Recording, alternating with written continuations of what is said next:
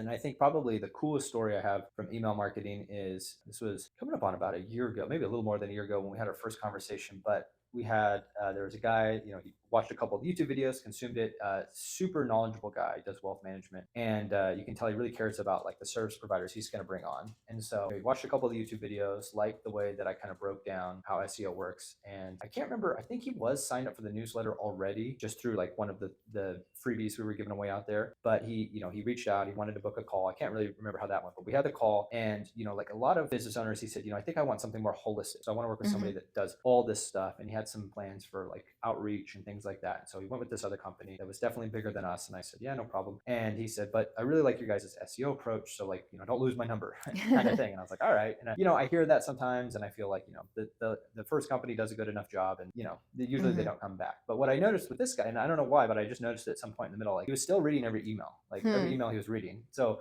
he was still engaging in a way. And around that 6-month mark, he reached back out and he said, hey, the company that we hired is not really holding their end of the bargain. And I listened very carefully there. I teach people, how to sell SEO these days. And it's like, sometimes you got to listen when people are complaining about the current provider.